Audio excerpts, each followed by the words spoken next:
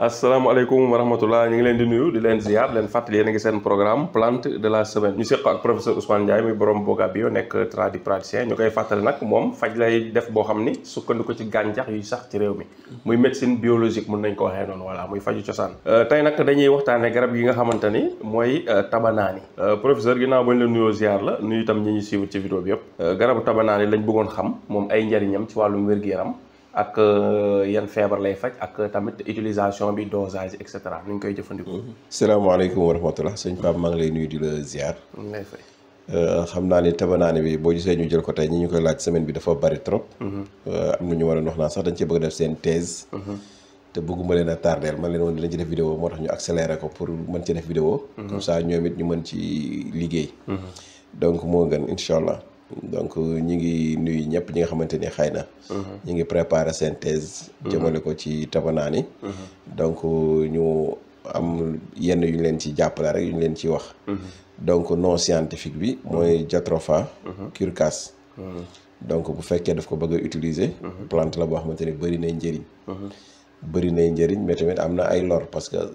boo xoolee ci doom yi dafa toxique doom yi dafa toxique mais xob yu toxiqueul te lu ci ëpp nag xob yi la ñuy utiliser donc képp ku ko bëgg a utiliser en médecine traditionnelle il est recommandé nga bañ a utiliser doom yi nga bañ ko laal fenn d'accord même bu amee ay njëriñ sax doom yi moom jërul laal ku ko bëgg a utiliser rek na jël xob yi donc xob yi tamit dañuy wax ni c'est anti-inflammatoire la maanaam lépp loo xam ne métti la daf koy saafara sur le plan externe mooy loo xamante ci biti la maanaam nga jël xob yi tuccal ko teg ko ci li nga xamante ni day metti maanaam takk ko ci loolu la ñuy wax cataplasme moom waaw maanaam nga bandee ko li nga xamante day metti waaw donc donc daf koy muucu day saafara métti yooyu lu mel ni ay neewa wala yu demee noonu mais su fekkee tamit nit ki daf ko naan aussi baax na ci métti douleur yooyu ñi nga xam dañu amee rhumatisme muy tànk yu métti ak yu mel ne noonu ñi nga xam dañu amee maux de tête muy bopp yu métti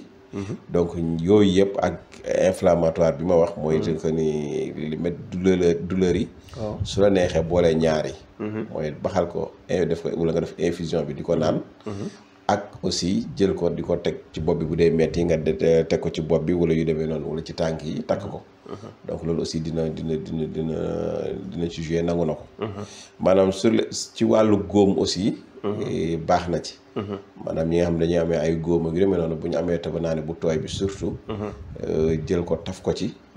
moom dëbb ko ba mel ni persi rek comme ni ñuy defee roof noonu taf ko ci ay góom yu demee noonu baax na ci yu demee noonu ki nga xam ne dafa amee fièvre aussi yaram bi di tàng ak yu demee noonu su jëlee tabanaani bi di ko def infusion di ko naan aussi yàlla mën na ko ci saafara ki nga xam ne dafa amee trouble digestif maanaam bu lekkee du rees wala yu demee noonu moom it tabanaani boobu baax na ci moom ki nga xam ne dafa amee ay infection respiratoire maanaam dënn bi dafa am ay problème waaw infection respiratoire buñ ci ñëwee dañuy ñëw ci ay asthme sëqat palpitation donc yooyu yëpp genre xeet yooyu yëpp nga xamante ni ci dënn bi la moom it bu amee tabanaani boobu di ko def infusion di ko naan yàlla mën na ko saafara kon njëriñ yooyu yëpp Pape tabanaani làmboo na ko macha allah donc mën nañ koy utiliser noonu léegi nag comme nee nga feuilles yi yow yaakaar naa leeral nga wax nee nga ku ko mënti utiliser am bàyyi fi doom yi comme dafa toxique mën nañ koo utiliser mais dafa bëri ay jafe-jafe loolu boo mee bàyyi ko technicien yi voilà xob yi nga recommandé xob yi lañu recommandé léegi xob yooyu ñaata quantité la ci nit ñi di utiliser ak nan lañ koy doser pour utiliser ko waaw xob yi moom bu fekkee nit ki moom la bëgg a utiliser bu demee ci garabu tabanaani ba amee 7 8 9 ba 10 xob exemple mu baxal ko wala mu def ko infusion maanaam jël ndox sotti ci ndox mu tàng bàyyi ko ba mu sedd moom mën na ciy naan kaasu ndékki yi ba mu fees mën na koy naan suba ak ngoon 2 fois par jour bu litre boobu jeexee mu defaraat beneen litre su dee xale nag mu naan kaasu ataaya bu dee mag mën a naan kaasu ndékkikaay yi ba mu fees 2 fois par jour d'accord incha allah daa mel ni loolu professeur yaakaar naa leer na kon loolu moo nekkoon li nga xamante ni moom la ñu professeur indiloon ci li jëm ci tabanaani kon xam naa dañ yemale foofu vidéo bi di leen jox rendez-vous ci vidéo bi ñëw nga xam ne dinañ ñëw ci rubrique sexualité ñu ñëw ci mariage précoce yi mooy ñi nga xam jigéen ñi nga xam ne dañ leen di teel a maye ñaare nag bu ñu nee mariage précoce xel yëpp ci xale yu jigéen ñi ñuy maye te ñu xalewe la ñuy dem. waaye mariage précoce ci góor ñi ñuy teel a may jabar. fekk dam nekk guñ ay mag tam loolu dañ koy fàtte. mais ñaari côté yëpp la. am na jeunes yi ñuy taxal jabar fekk amuñu guñ yor kër quoi. waaw loolu tam xam naa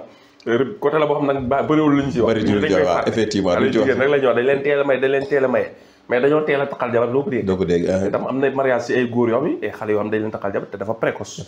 waaw pare guñu pour yor ay kër quoi voilà loolu mooy vidéo bii di ñëw insha allah thème bi ñu war a prendre donc professeur ñu bàyyi la nga tàggatoo ba vidéo bii di ñëw baax na waaw ñu ngi leen di joxaat dig daje ci vidéo bi ñëw ci mariage précoce bi